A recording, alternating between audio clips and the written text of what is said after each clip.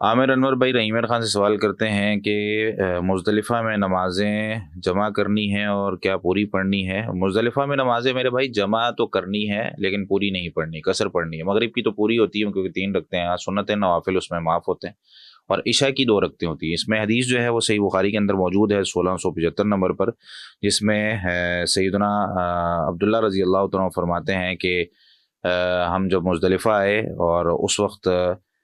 سیدنا عبداللہ رضی اللہ تعالیٰ عنہ نے ایک آدمی کو حکم دیا، اذان کہی گئی، پھر